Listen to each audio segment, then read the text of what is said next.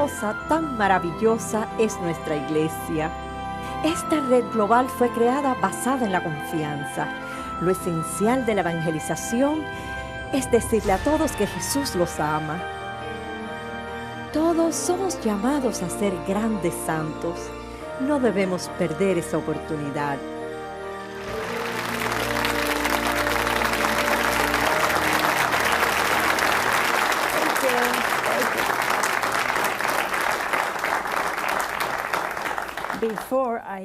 Antes de que yo presente a mi invitado esta noche, quería decirles que recibí una nota de las hermanas para darles las gracias a ustedes por sus oraciones, por el señor español que está ayudando a instalar el sistema nuevo de la iglesia, de la finca. ¿Saben? Él fue golpeado en la cabeza por un andamio, pero gracias a sus oraciones, pues él está bien trabajando, pero tiene un fuerte golpe en la cabeza aún. Así que quiero que den la bienvenida a nuestro invitado de esta noche. Él ha recibido un doctorado en escrituras y es profesor y líder de retiros. Él ha ayudado a muchas personas a comprender y apreciar el papel tan importante que el estudio de las Sagradas Escrituras tiene y debe tener en nuestras vidas. De manera que demos la bienvenida a Monseñor James Turreau.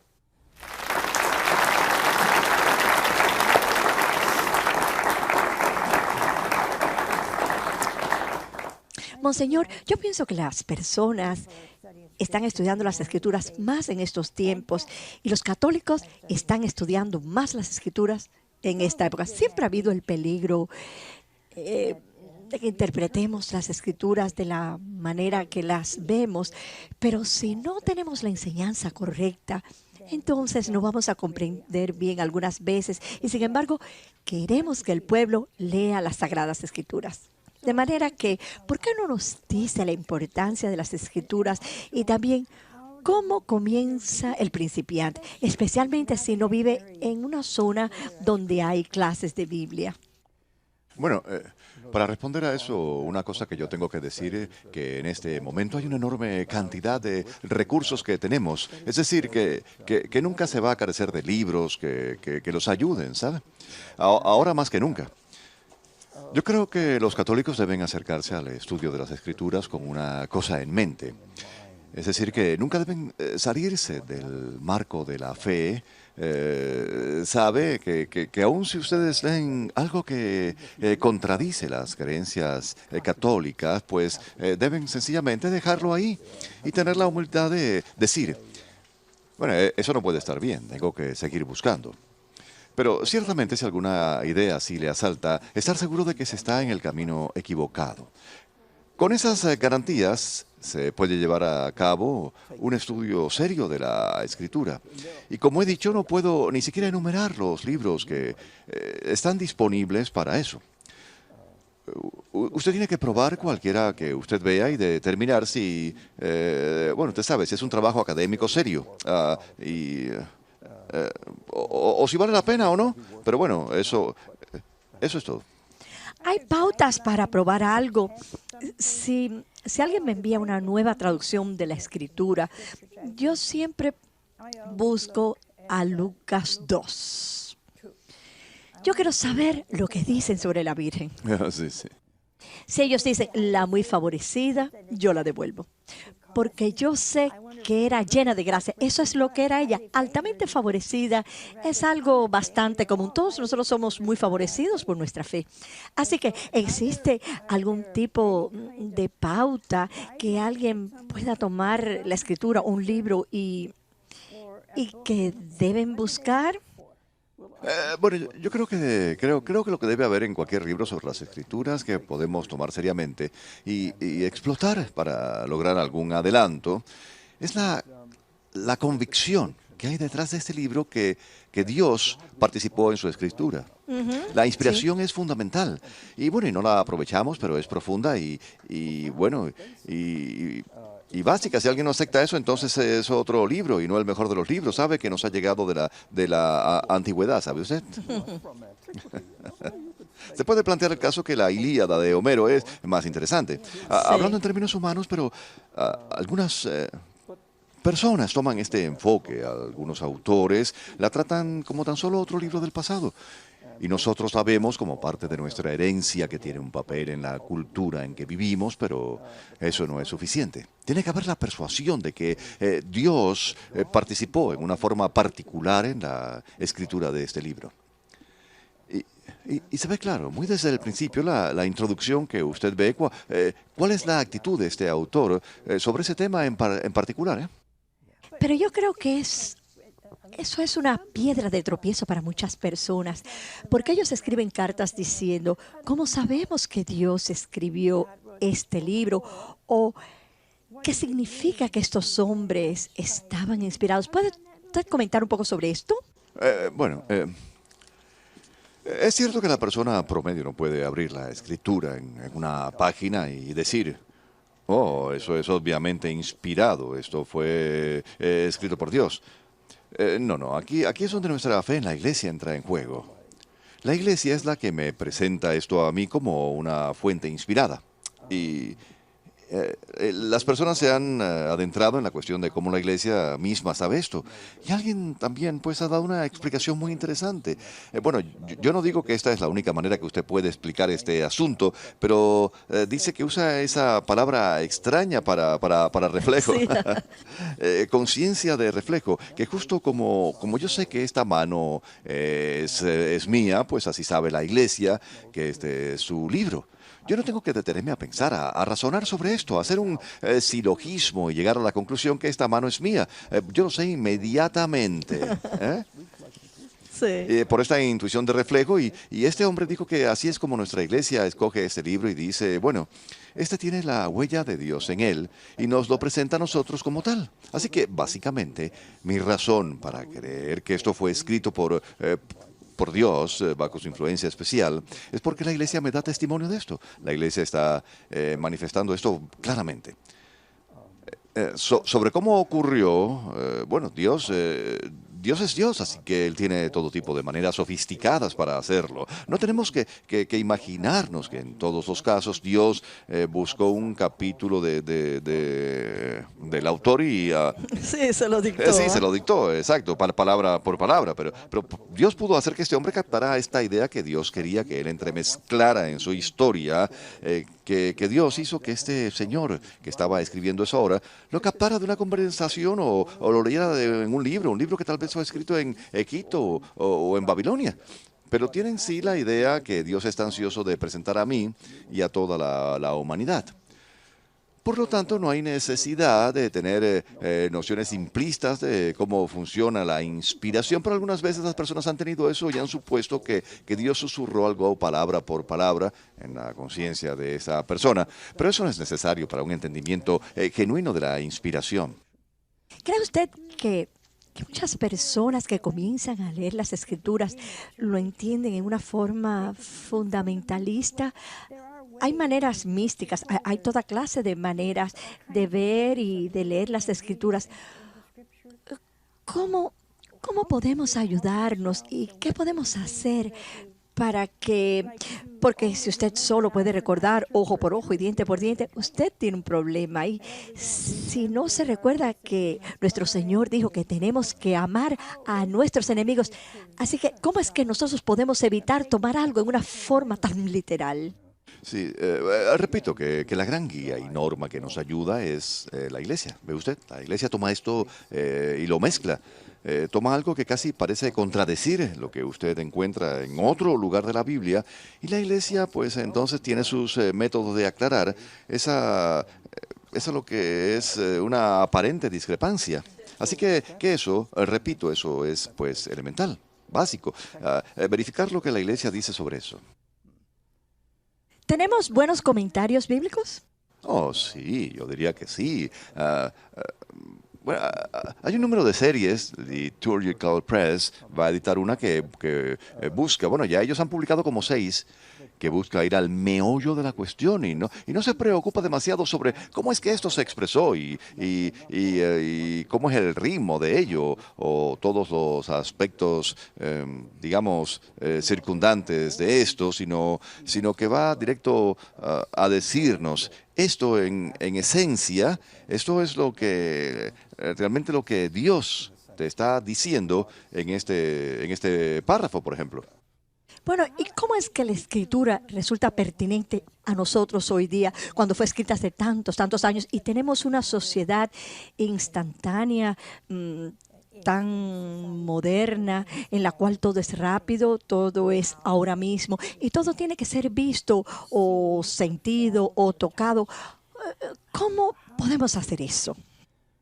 Bueno, yo creo firmemente que es así, que es muy pertinente. Yo sé que se puede presentar un caso contra la Biblia sobre esa base, decir, miren, parte de esto fue escrito en el siglo VI antes de Cristo. Ese era un mundo muy distinto al de ahora, ¿no? No solo eso, sino que fue escrito también en una cultura muy diferente de la nuestra. No fue escrito ni en el mismo continente en que vivimos. Sí. Así no fue escrito en Europa. Bueno, usted sabe, solamente, bueno, sin más discusión, la tentación es echar esto a un lado y no molestarse con ella porque está muerta. Y entonces, si usted la lee solo para determinar, bueno, ¿cómo eran las cosas entonces? Pero que nada práctico va a surgir de ello porque está demasiado separada de nuestros tiempos. ¿Y qué dice usted a eso? Bueno. Me gusta introducir cuando yo me enfrento a una clase que se dedica a estudiar, que está comenzando a estudiar formalmente la escritura, yo llevo a cabo un pequeño estudio que contesta esa dificultad, diríamos. Claro, lo que yo hago entonces es ir al libro de Levítico. Ahora eso en sí mismo tiene un sonido muy esotérico.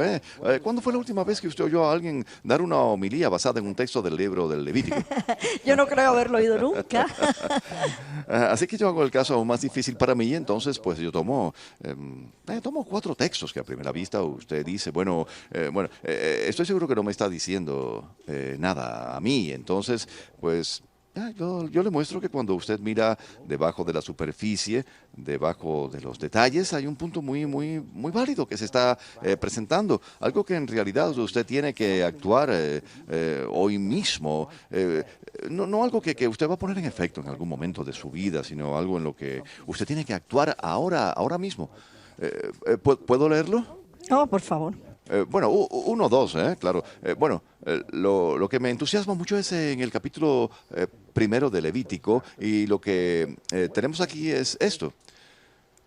Son instrucciones dadas a un hombre que va al templo para ofrecer aves en sacrificio. Bueno, la implicación aquí es inmediatamente esta. Tiene que ser un hombre pobre, porque una persona acaudalada pues traería un cordero, ¿no? Tal vez hasta un becerro. ¿Recuerdan que en la narración de la presentación José y María trajeron 2 tórtolas y 2 palomas?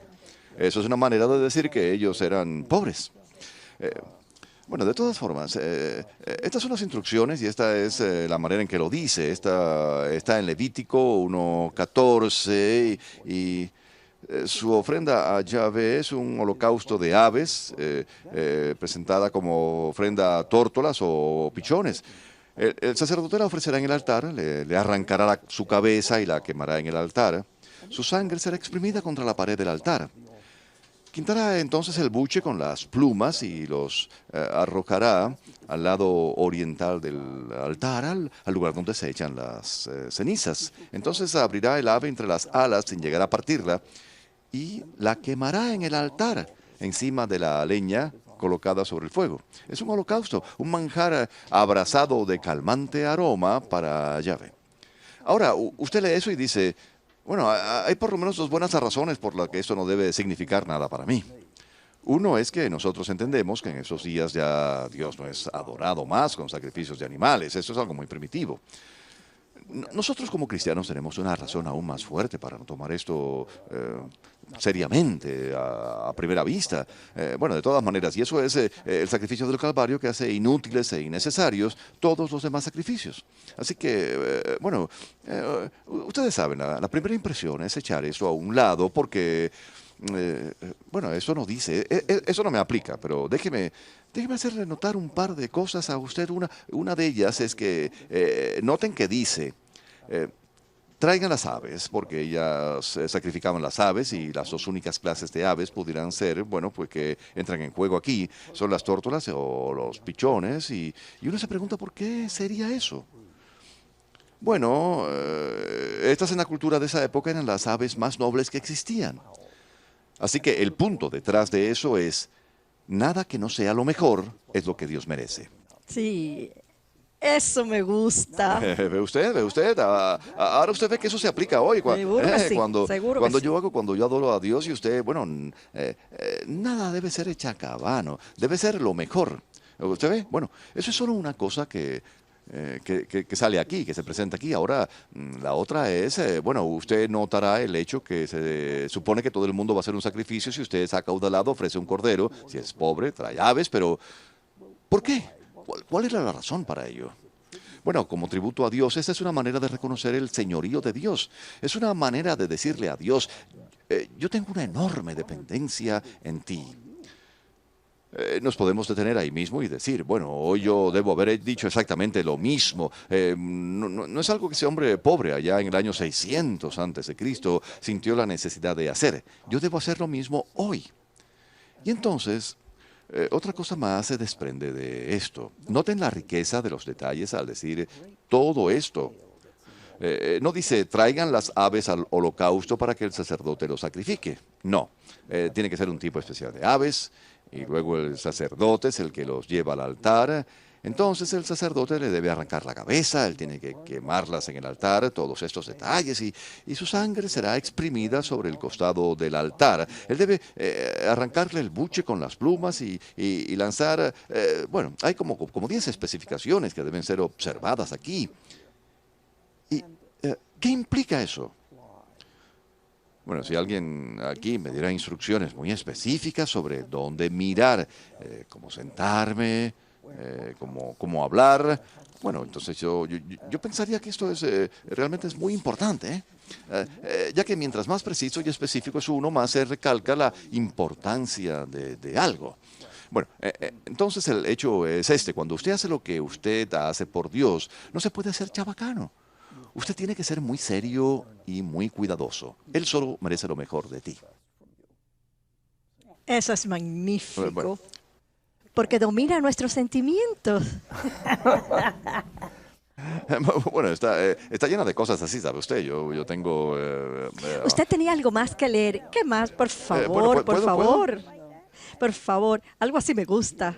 Aquí tengo... Bueno, tengo que buscarlo en Levítico 22. No, perdón, es en el capítulo 23, versículo 22. Cuando cosechéis la mies de vuestra tierra, no ciegues hasta el borde de tu campo, ni espigues los restos de tu mies. Los dejarás para el pobre y para el forastero. Yo soy Yahvé, vuestro Dios. Ahora estas son instrucciones dadas a los ricos terratenientes de esa época, para que envíen su cosecha por los campos de una sola vez, y lo que se ha dejado en las espigas o los árboles debe ser para los pobres de la zona. Así como las viudas y los huérfanos se podían mantener rastrillando lo que sobraba. Eso es lo que Ruth y Noemí estaban haciendo eso cuando regresaron de Moab. Bueno, el punto que yo quiero plantear es que esta es una manera de decir a las personas, piensen en las necesidades de los que los rodean, especialmente aquellos que sufren. Y lo que me gusta especialmente sobre este pasaje es que no solamente se debe hacer el bien por causa del bien, que es lo que muchas personas tienden a hacer hoy día. Bueno, sabe, se sienten bien haciendo la caridad que hacen, y eso, claro, no está mal, pero hay un motivo mayor sugerido aquí. No porque usted se sienta bien cuando usted ayuda a alguien que está necesitado, y ni siquiera porque es justo. Yo tengo mucho más que lo que necesito. Yo debo compartir con aquellos que están en una necesidad desesperada. No, la razón es que se te da es, bueno, ya que yo soy el Señor, tu Dios, hazlo por amor a Dios. Yo pienso que eso es lo que separa de una simple acción social. Cuando tenemos cristianos que olvidan esto, que uno lo hace para honrar a Dios, entonces usted no es mucho mejor que cualquier burócrata que está involucrado en ayudar a los pobres. Usted sabe, padre, yo pienso que yo traigo lo que usted está diciendo al Nuevo Testamento, lo que usted está diciendo. Algunas veces uno se pregunta, por ejemplo, sobre la liturgia. Hay tanto énfasis en las personas, en la música, el baile, los globos. Hay veces que uno tiene que decir, ¿dónde estamos? ¿Estamos en el negocio del entretenimiento? Bueno, y si lo estamos perdidos porque no se puede estar entreteniendo todas las semanas, semana tras semana. Oh, aquí vuelve de nuevo. Yo me inyecté hoy con mi médico que me dijo, escoja entre esta inyección y respirar. Así que decidí, pues, ponerme la inyección. Yo apruebo su decisión de veras. Yo la llamo la inyección del tomate rojo porque tan pronto como se lo ponen, te ves como un tomate de rojo. Pero de todas formas, es porque se oye hablar tanto hoy día sobre ser bueno con el prójimo, y yo estoy de acuerdo con eso, claro, porque de otra manera nosotros no estuviéramos aquí. Pero realmente se ha convertido en un asunto social. Y entonces, pues, el sacrificio, muchas veces, no todas las veces, pero toda la idea del Calvario y la comunión con Dios parece como que está desvaneciéndose. Absolutamente, sí, sí. Bueno, ¿es acaso porque hemos perdido la profundidad del misterio? Ya no quedamos sobrecogidos por el sacrificio. ¿Qué es lo que ha sucedido en estos 25, 30, 40 años? ¿Estamos llegando a conocer la misa o desconocerla igual que ignoramos las escrituras? Yo creo que hay que admitir que hemos perdido el sentido de lo sagrado, ¿sabe? Y por los cambios que realmente resultan mal aconsejados. ¿Sabe? Por ejemplo, bueno, yo sé que hay muy buenas razones, o bueno, así lo dicen, ¿no? De todas formas, para sacar el Santísimo Sacramento del centro del altar, pero con eso se acabó la costumbre de hacer entonces una genuflexión al entrar a la iglesia. El hecho de tener un acceso fácil al santuario, repito, ¿saben? Hay una maravillosa línea de razonamiento que permite eso ahora, pero todo ello erosiona la santidad, el sentido de lo sagrado. Se acabó, sí. Sí, y eso, claro, bueno, ¿ve usted en ese sentido? Ciertamente estamos rompiendo con la tradición bíblica, porque usted lee en el Antiguo Testamento que ellos tenían una profunda reverencia y, bueno, sabe usted, sus actitudes en el templo, la forma en que ellos ofrecían sus sacrificios y bueno, ellos tenían también, sabe usted, un palpable sentido de Dios, de la cercanía de Dios, y que usted mejor se comportaba como debía. Bueno, ¿saben ustedes que el sumo sacerdote entraba al santo de los santos, donde estaba el arca de la alianza, donde estaba la presencia especial de Dios una vez al año en Yom Kippur? Él no se metía allí todo el tiempo, sino una vez al año, por respeto, no porque se olvidaba. Y así, aún hoy día, el hábito judío de evitar el nombre propio de Dios, ningún judío dice el nombre de Yahvé, solo para mostrar reverencia y respeto a él, para crear un sentido de reverencia. Así que realmente cuando usted está leyendo el texto y se encuentra la palabra llave, usted titubea y no se atreve a pronunciarla. Así que ve usted, en estas pequeñas maneras usted va desarrollando el sentido de lo sagrado y nosotros pues hemos descartado todos esos pequeños recursos que se desarrollaron durante siglos para lograr eso mismo, crear un sentido de lo impresionante, un sentido de la Eucaristía. Ahora bien, nosotros parecemos excusar muchas de estas cosas, como que nosotros queremos en las misas de los niños algunas veces, uno no sabe lo que son, porque nosotros queremos entretener a los niños y no creemos que los niños son lo suficientemente adultos, lo suficientemente mayores para explicarles, para entender la Trinidad, pero entonces comenzamos la educación sexual en el segundo grado. A mí solamente me tomó 5 minutos. Mi madre lo hizo muy rápido y yo no necesité 20 años para aprender. Así que, ¿dónde estamos nosotros? Bueno, yo creo que estamos viendo que la experimentación que hemos hecho en ese aspecto ha fracasado. Sí. Y es un terrible fallo, ¿sabe usted? Si es con la misa con lo que hemos estado experimentando, hubiera habido una gran protesta y nunca lo hubiéramos permitido. Pero bueno, claro, sabe usted, hemos permitido que los niños crezcan hasta ser adultos sin un conocimiento adecuado de la fe. Y no hay una comprensión adecuada, por ejemplo, de la Eucaristía. Por ejemplo, en nuestra adoración. Sí. Usted sabe, la cuestión nunca debe ser presentada, sabe usted, en términos de hacerla más atractiva, sabe usted. Uno no va allí para divertirse, uno va allí para adorar a Dios, para pagar una deuda si hay que hacerlo, y aún así usted se siente muy mal. Usted va. Pero bueno, no se le está diciendo eso a los niños que están creciendo, ¿sabe usted? La misa no se hizo, no se hizo para divertirse. Bueno, la misa esto es lo que yo les he oído decir. La misa es una cena. Bueno, ya no se oye decir más el santo sacrificio de la misa. ¿Podría usted explicar un poquito por qué se decía, y todavía lo es, el santo sacrificio? Yo no sé bueno, ¿sabe usted?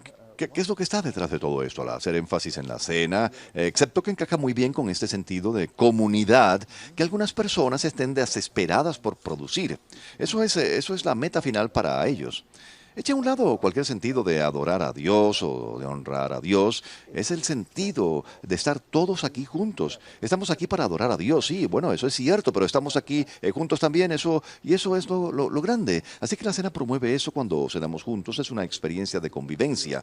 Así que, por lo tanto, vamos a promover eso, quitar el altar y poner la mesa y convertir la Eucaristía en una cena. Bueno, y eso no quiere negar que es una cena, claro, después de todo fue creada en la última cena, pero también es un sacrificio. Y esa mesa es también un altar en el que se realiza un sacrificio. Aun cuando vamos hacia el período cristiano primitivo, ¿sabe usted? En la época de los apóstoles, justo después de la resurrección, y los años en que los cristianos prepararon lo que a la larga se convertiría en la misa que ahora tenemos. La primera generación de cristianos, bueno, eran judíos, ¿no? Y ellos siguieron siendo judíos, aún después de la resurrección. Y por lo tanto ellos iban a la sinagoga todos los sábados donde leían parte de las escrituras y ellos iban los sábados por la tarde, entonces el sábado al templo donde se hacían los sacrificios de la tarde. Ahora, lo que sucedió en el año 70 fue que el templo fue destruido, así que no hubo más visitas al templo. Saben que en los Hechos vemos a Pedro y Juan haciendo lo mismo, iban al sacrificio de la tarde. Ahora ya no había más templo.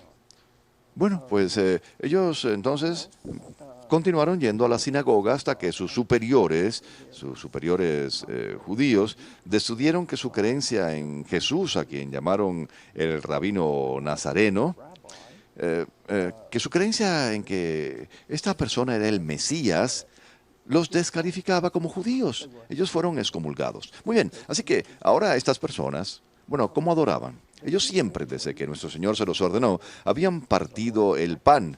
Por lo tanto, lo que ellos hicieron fue preparar esta forma de adoración que estaba basada tanto en la experiencia de la sinagoga como en la experiencia del templo. De manera que la liturgia de la palabra que tenemos hoy es un reflejo de la sinagoga. Tenemos lecturas y oramos por las ideas que surgen en esas lecturas y tenemos una homilía sobre esas lecturas.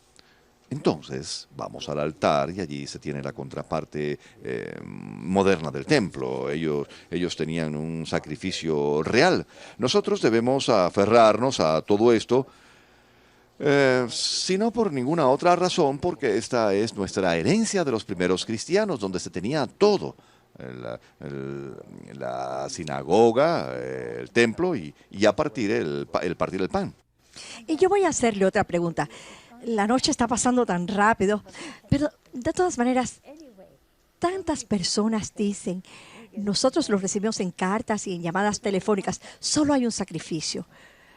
Los católicos creen que tenemos el santo sacrificio de la misa diariamente y cada 2 minutos durante todas las horas del día. ¿Puede explicarnos por qué es el sacrificio único? Ve usted, nuestro Señor, al morir y resucitar de entre los muertos, logró lo que cualquier sacrificio o cualquier cantidad de sacrificios pudieran soñar lograr. Así que eso es todo. Pero lo que sucede en la misa es que nosotros lo hacemos presente, ese mismo sacrificio único. En otras palabras, se derrota el tiempo y el espacio, todo eso se desvanece en el aire, y usted está en el Calvario mañana por la mañana a las 7 en punto. Sí. Eso es así, eso es el sacrificio único de la misa, es el único sacrificio del Calvario, no una repetición del Calvario. Es el mismo que nos llega a través del tiempo y del espacio para estar, ¿sabe? Para usted. Sí, sí. Yo creo que eso es impresionante, porque aún hoy día nosotros no recibimos siempre ese sacrificio, no recibimos a nuestro amado Señor de la manera apropiada, porque no se nos está enseñando a hacer eso. ¿Sabe? Usted ve a los jóvenes ir a comulgar masticando chicle y recibiendo a nuestro Señor con manos que parecen no haber sido lavadas en varios días. ¿Sabe? Usted sabe que ellos no lo saben o no harían eso, porque la idea del banquete está ahí o ¿cómo fue que inventaron eso? Sí, con la moderna. Yo creo que lo que estamos viendo aquí, créalo o no, es el trabajo dedicado que las hermanas maestras hicieron generaciones antes de nosotros. Sí. Ellas resolvían cosas como estas, ¿sabe usted? Ellas decían, oh, usted nunca debe masticar chicle en la iglesia, ¿sabe? Con sus tranquilos modales, ¿sabe usted? Ellos mostraban la manera de conducta adecuada y pensando en la Eucaristía, y ellas, pues, probaron ser irreemplazables. Pero claro, bueno, ahora tenemos a todo el mundo participando en la enseñanza, pero de una manera u otra estas cosas se olvidan. Y si cualquier cosa que se está enseñando es sólida, bueno, yo no estoy diciendo que ellos estén dando falsedades sobre las verdades de la fe, pero las cositas como esta no se están cubriendo. Y los jóvenes crecieron entonces sin esta preparación. Sí. ¿Y es posible comenzar de nuevo? Yo sé que existen grupos que están tratando de hacer justamente eso. Sí. Usted sabe, hay un número de comunidades religiosas que usted conoce mejor que yo, claro, y que tienen eso como su meta, el continuar esa maravillosa tradición de la escuela. Y yo sé que en esas escuelas eso está pues sucediendo todavía. Sabe, las hermanas todavía le están dando a estos jóvenes la orientación que ellos necesitan pues para ser verdaderos católicos. En el caso de que alguien que nos esté escuchando hoy y esté muy entusiasmado por lo que estamos diciendo y ellos nunca hayan abierto ese libro, ellos lo tienen en un anaquel, en algún lugar, llenándose de polvo y de súbito ellos dijeran, oh, tengo que verlo. ¿Por dónde comenzarían? Bien, yo les pudiera dar una respuesta sorprendente, ¿no? Y decirles que hay una historia alrededor de la cual se escribió este libro, y es la historia de la salvación. Y eso no comienza en la primera página, muy interesantemente, sino que comienza en Génesis 12:1, cuando Dios viene a Abraham. Bueno, si no le importa, yo lo voy a leer, Génesis 12:1. Lo interesante es que Abraham está ocupado con sus propios asuntos cuando Dios irrumpe en su vida, como yo sospecho que le ocurrió a usted, ¿eh? Así fue. Bueno, usted no estaba pensando en las cosas de Dios, pero aquí está usted haciendo lo que Dios quiere. Pero Abraham probablemente estaba atendiendo a sus ovejas este día y así, pues de sorpresa, escuchamos esto.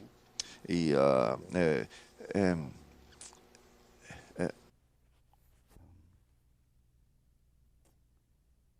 bueno, ahora el Señor le dijo a Abraham, parte de tu país y de tu familia y la casa de tu padre a la tierra que yo te mostraré y yo haré de ti una gran nación y yo te bendeciré, engrandeceré tu nombre para que tú seas una bendición.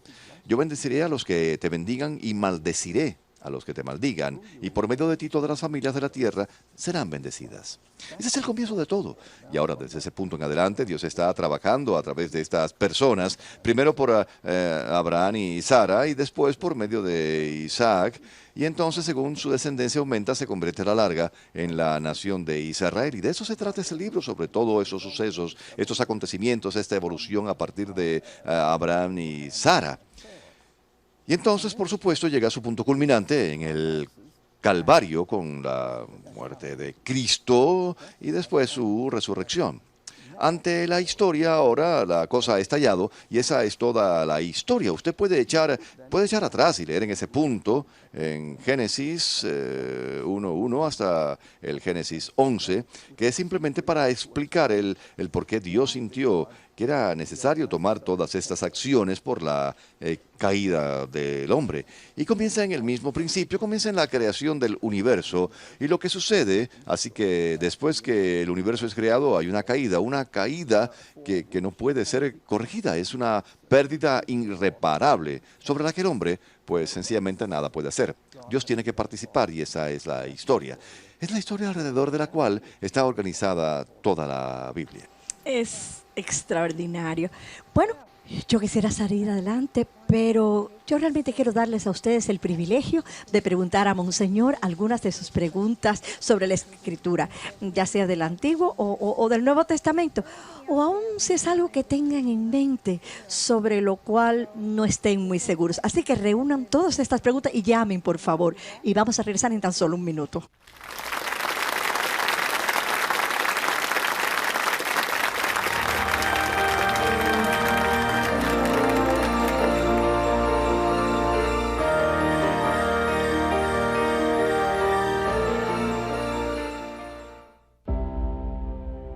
Desde la Basílica de la Anunciación en Washington, D.C.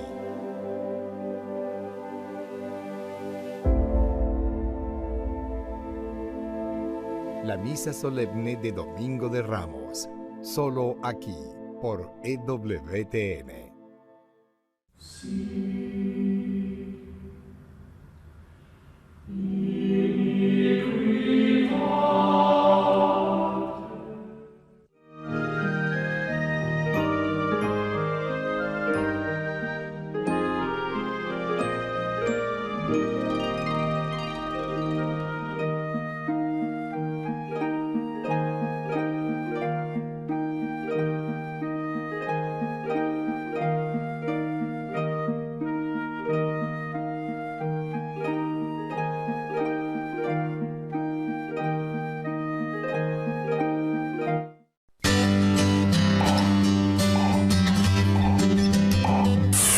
GPS, una guía para la santidad. Nuestro Padre del Cielo trabaja siempre. ¿Cuándo has escuchado o leído en la Biblia que Jesús y sus discípulos se la pasaran de vacaciones? Dios no espera de ti títulos universitarios, PhDs o que seas el ejecutivo del año. Él premia tu esfuerzo, el amor que le pongas a cada cosa que hagas y también el servicio que le puedas prestar a tus hermanos con los talentos que Él te ha dado. Anímate. En el cielo vas a poder recibir una recompensa muy grande cuando desde tu trabajo puedas llegar a ser santo.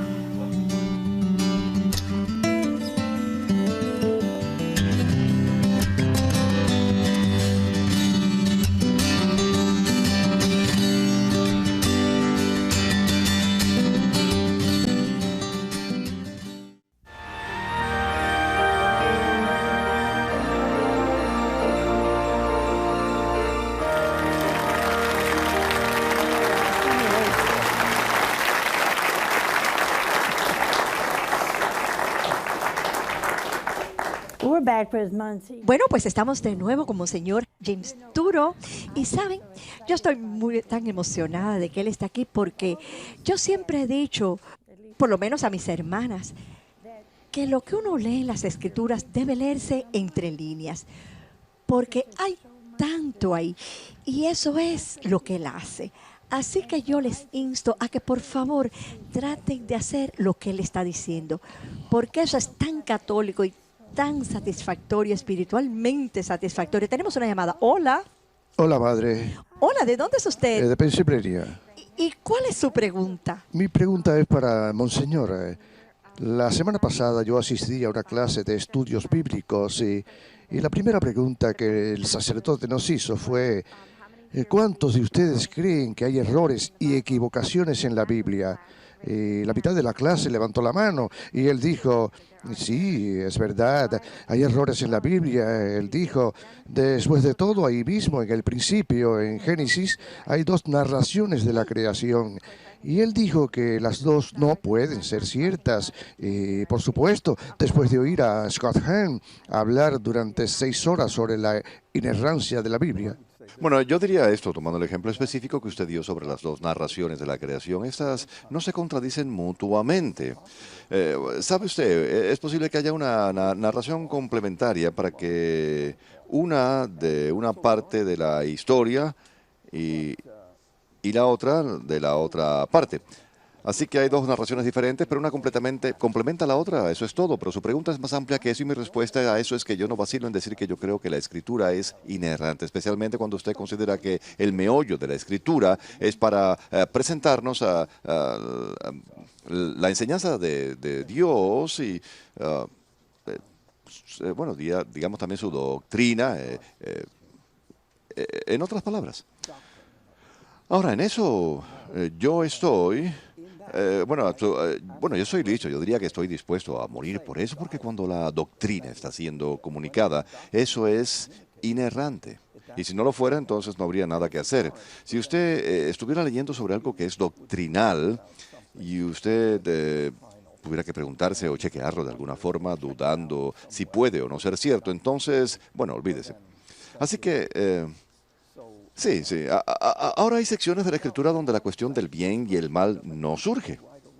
Y es muy interesante en eso, sí. Yo no sé si se puede decir esto es correcto, esto es cierto y, bueno, y esto es falso. Por ejemplo, si yo hago un chiste, ¿sabe usted? Bueno, pues situado y digo que dos hombres iban caminando por la calle Broadway y uno dijo esto o lo otro. Bueno, sería ridículo que usted dijera, bueno, ahora, espera un minuto, ¿eran realmente dos hombres caminando? No, eso es irrelevante, porque, bueno, yo le estoy diciendo, bueno, yo quiero ser gracioso, no decir la verdad ahí. Así que hay partes de la Escritura que serán así, que es inapropiado plantear la pregunta si algo es correcto o incorrecto, pero donde hay enseñanzas, invariablemente tiene la razón. A mí me gusta citar el capítulo 6 de San Juan. ¿Cuántos alejaron cuando nuestro Señor les habló sobre la Eucaristía?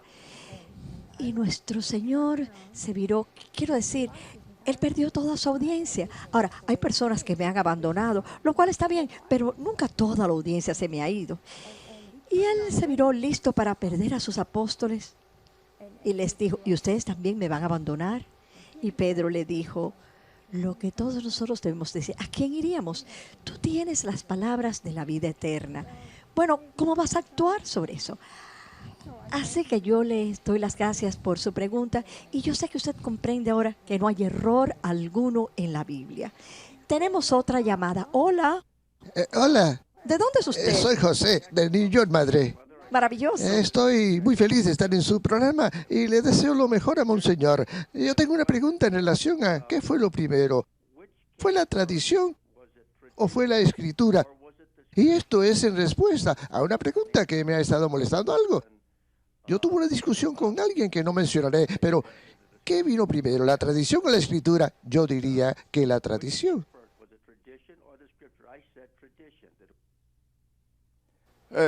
Yo creo que debe ser así. Sabemos que las narraciones que fueron escritas primero se usaron primeramente en lugares y en momentos del culto y que repetidamente ocurrieron en los tiempos del Antiguo Testamento. Los sacrificios entonces se programaban y se llevaban a cabo.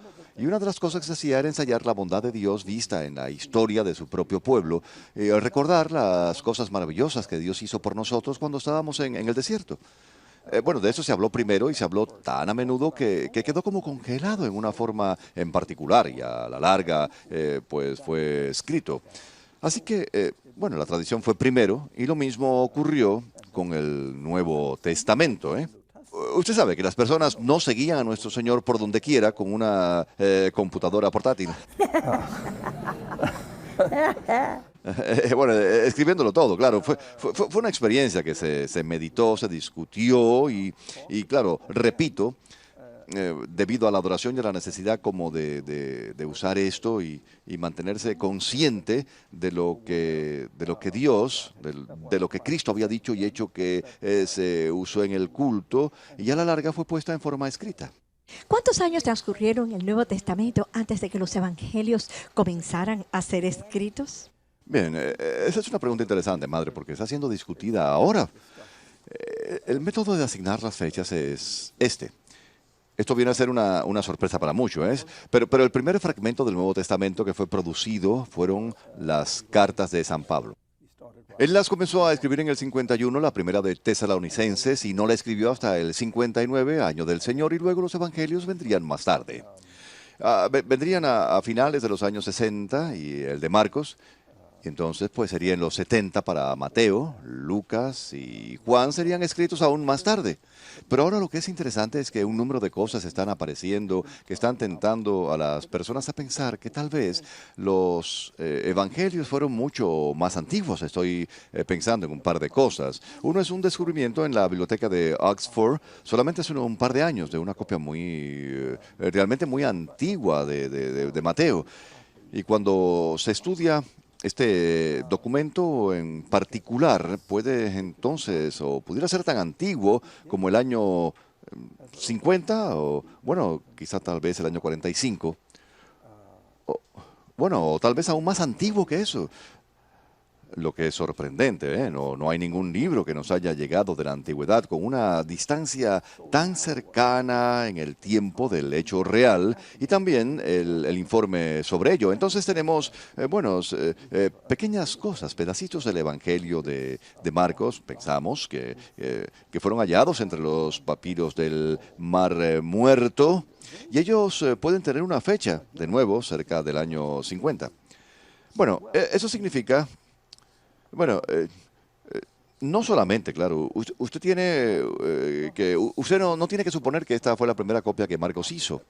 Aquí pues tenemos una copia del 50. ¿Quién sabe cuánto antes Marcos fue escrito y la copia que llegó a Qumran, entre los arroyos del Mar Muerto? Estos datan del 50. Pero eso no quiere decir que sean los originales. Los originales pudieron haber sido aún más antiguos. Así que, en otras palabras, existe esa posibilidad que muchas personas gustan de echar a un lado, pero está ahí.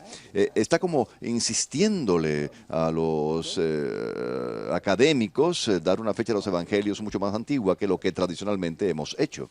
Pero la tradición existió desde los tiempos de nuestro Señor hasta ese año 50. Sí, correcto. Todo lo anterior al 50, todo fue la tradición. Esa fue una gran pregunta, gracias. Tenemos otra pregunta. Hola. Hola. ¿Cuál es su pregunta? Mi pregunta es, ¿cuál es la mejor traducción de la Biblia? Porque aún en las traducciones católicas hay variaciones.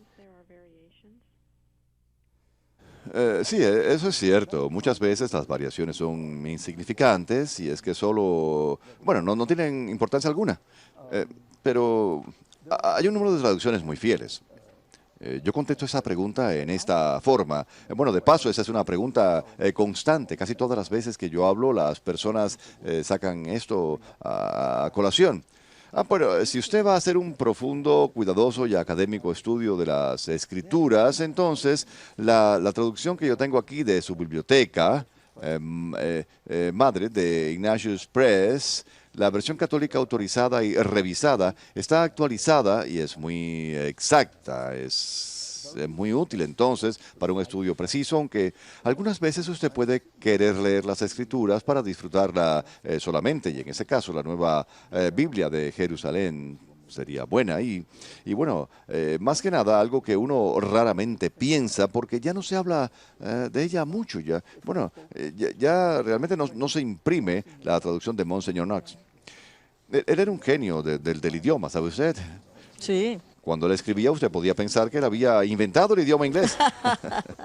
Y él, me gustaría decir esto, que en él, la Biblia, hay algo llamado los salmos acrósticos, que significa que en hebreo la primera letra del primer verso de este salmo comienza con la letra a la fonética, la primera letra del alfabeto hebreo, el segundo versículo comienza con la letra Bet, B, y así hasta el final del alfabeto.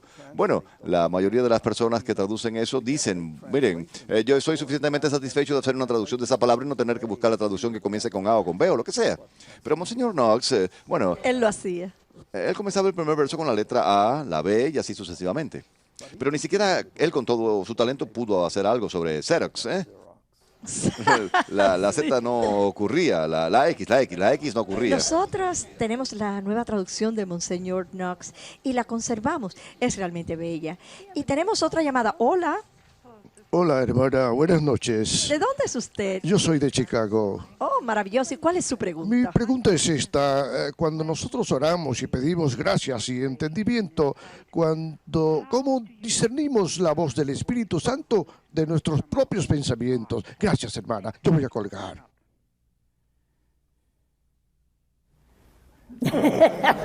Bueno, estaba mirando porque...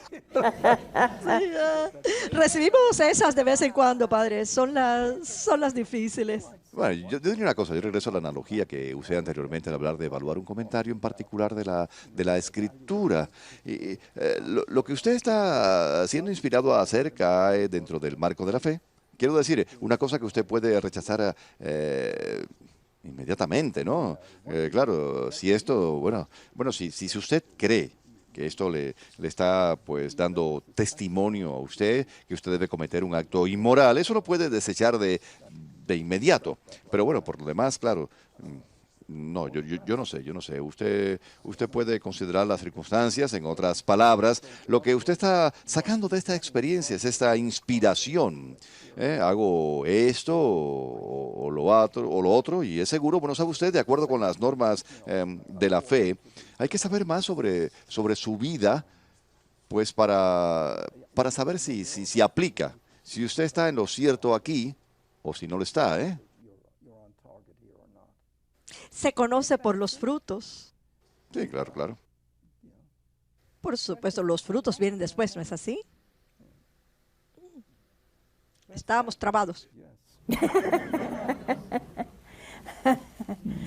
Bueno, muchas personas me preguntan, madre, ¿cómo sabe usted que esta es la voluntad de Dios? Y yo le digo, bueno, pregúnteme el año próximo. Si tiene éxito y produce muchos frutos, yo creo que es la voluntad de Dios. Pero uno no sabe eso por anticipado y hay que dejarlo un poco en manos de Dios, ¿no es así? Quiero decir, uno no puede. Yo sé de un hombre en el movimiento carismático una vez, fue donde un amigo mío que tenía un bote y le dijo, el Señor me dijo que usted estaba supuesto a darme su bote. Y el hombre le dijo, bueno, cuando el Señor me lo diga, yo le daré mi bote.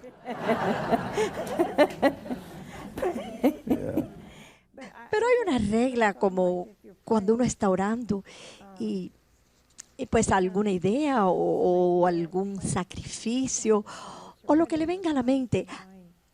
Hay una manera que uno pueda decir, esto es de Dios y hay que hacerlo, o es acaso mi mente.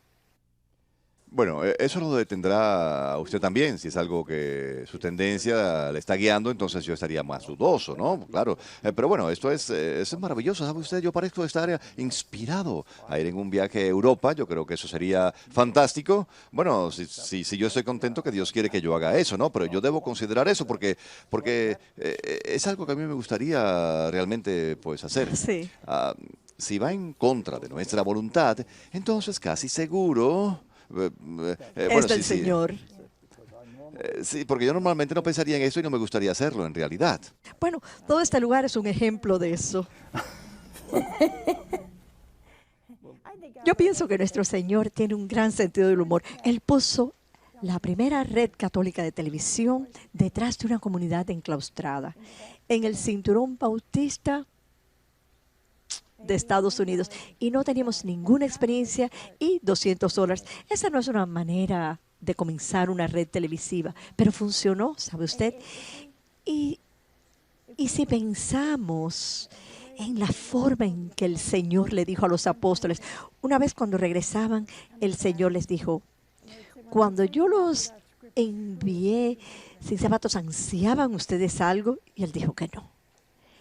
Hemos perdido la esencia, yo creo, del Evangelio. Yo no digo que vayamos a comprar un Cadillac si usted solo puede comprar un par de patines, pero el Señor nos inspira a hacer cosas por Él, a hacer cosas por su iglesia, a hacer cosas por nuestros vecinos, en especial el buen ejemplo, la oración. Así que usted nunca tiene que temer a esa clase de inspiración. Y yo tengo la esperanza de que esta noche usted reciba una gran inspiración. Adivinen lo que es. Sí, tienen razón. Así que por favor, sean generosos. Yo tenía que hacer una apelación hoy y no me gustan estas cosas, pero la primera apelación de este año, yo sé y doy gracias al Señor, pero necesitamos algún dinero muy rápida y muy urgentemente. Padre, usted tiene como 1 minuto. ¿Nos quiere bendecir, por favor? Lore, pero antes de hacerlo, yo puedo decir muy rápidamente muchas gracias, no solo por todo lo que usted hace. También yo siempre he estado muy consciente de la enorme necesidad que usted está llenando en la Iglesia de Estados Unidos de América. Gracias, Padre. Eso me alienta. Que la paz y las bendiciones de Dios, Padre, Hijo y Espíritu Santo, desciendan sobre ustedes y permanezcan para siempre. Amén.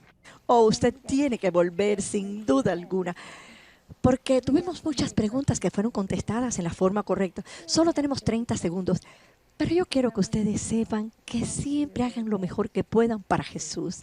Siempre hagan lo mejor que puedan por Jesús. Cuando uno construye una iglesia, recuerden, Él recibe lo mejor y usted lo menos.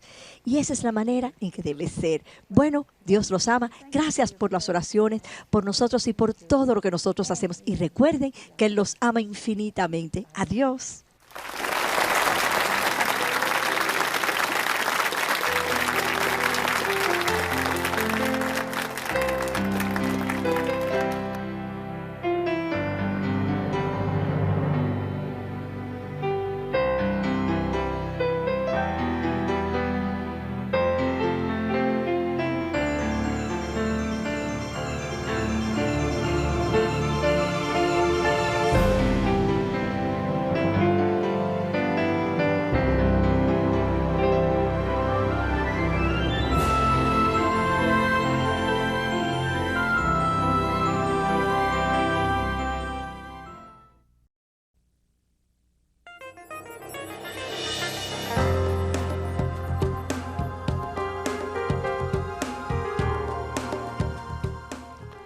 Hola, soy Rogelio Celada de la Arquidiócesis de Miami. Quisiera hablarte de una parte importantísima de la liturgia, que es la música. El Ministerio de la Música tiene una gran función, tiene una función de servicio a la asamblea, porque el canto tiene un valor extraordinario dentro de la liturgia de la iglesia. Un buen ministro de la música entiende el sentido